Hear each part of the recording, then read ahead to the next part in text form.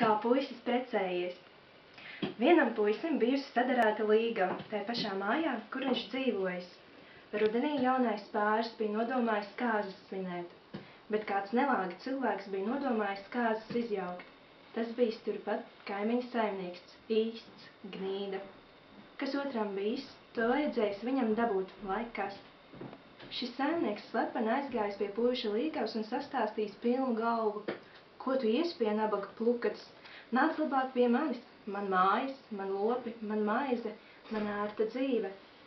Iesākumā puiša līgava atmetusi ar roku, bet, kad saimnieks slepeni atlīdz vēl otru, trešu reizi, tad meita palikusi tad šaubīga, pat īsti nezinājusi, kam ticēt, vai puisim vai saimniekam. Reiz puisis aizbraucis uz mežu pēc žagariem. Tikko iesācis strādāt, tas pacēlis acis un ieraudzījis, ka saimnieks atkal iet pie viņa līgavas. Nekā darīt, atstājis žagars un skrējis uz māju, bet saimnieks puisi pamanīdams, ka naši ielēca sabrā un pārsadzies ar maizes drānu.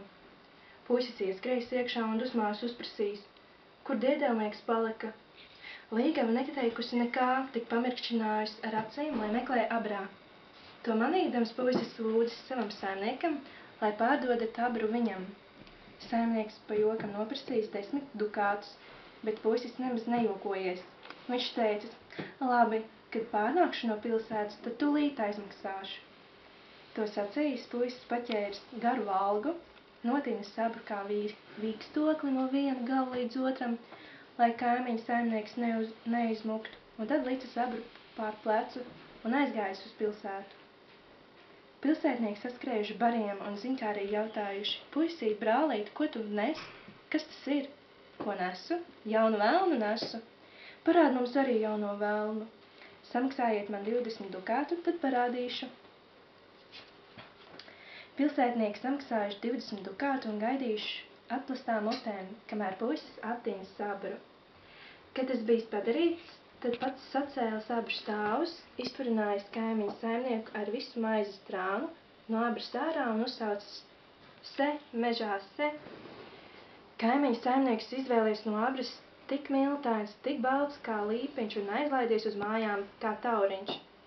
Pilsētnieki gan saukuši, ķer balto velnu, bet rokā tomēr nedabūjuši. Mājās iedams puisis nočukstējis pats pie sevis. Nu taču kaimiņa saimniekam būs pieticis, nu jau liks mani mierā. Taisnība, man tagad divējāds labums, miers un nauda.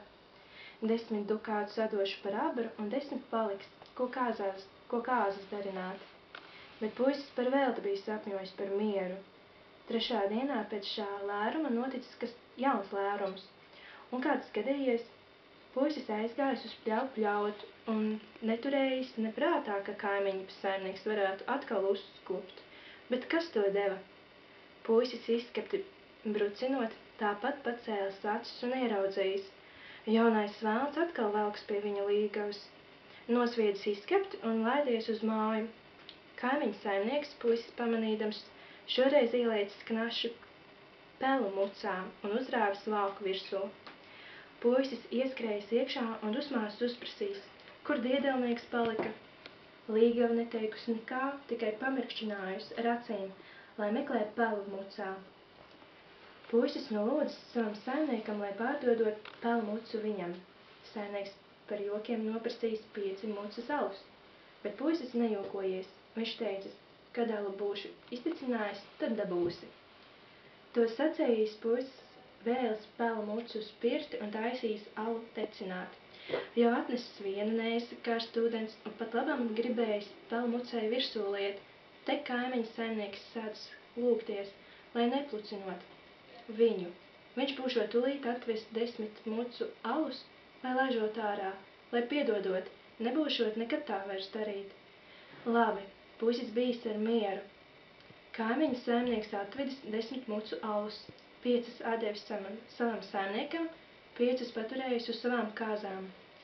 Tagad puisis domājis, nu patiesi, man reiz miers, tik svēti apsolījās.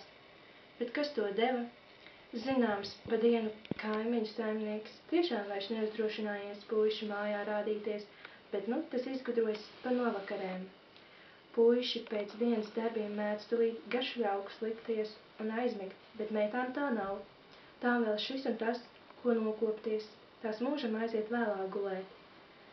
Šo pastarpu kaimiņa saimnieks nu bija izraudzījis. Atposis jau vienu vakaru pie puiša līgavas, otru tāpat. Līgava no rīta pateikusi puisim. Puisis zobus vien griezis un gudrojas, kā nu atkritīties no diedelnieka. Beidzot es sadabūjis no kādas vecinītes melnamas zāles. Ar šīm zālēm tas bija nodomājis kaimiņu saimnieku dziedināt. Viņš klusītiņām izracis uz tās takas, kur kaimiņu saimniekam jānāk, dziļu bedri. Bedrē ielicis lielu mucu piepildījis ar ūdeni un piemaisījis klāt melnuma zāles. Tad pārsēdis mucu ar segu un nolīdzinājis taku, ka ne manīt, ne redzēt, kas apakšā. Un nu bijuši joki. Kaimiņa saimnieks novakarēs pie puiša līgavas līzdams, iekritis pār galvu melnajā šķidrumā. Nabadzīņš pieķēries pie mucas malas un bļāvis, lai glābjot. Saskrējuši ļaudis un izglābuši, bet kur nu tādu likt? Melns kā velns, gan mazgājuši, gan trinuši, lai visa āda nolup, bet nekā. Tās bijuši tādas zāles, ko nemūžam nomazgāt. Bijis jāpaliek melnam līdz kapa malai. Puisim turpretīm nu bijis reiz miers, tas paņēma savu līgavu un dzīvojis smiedamies.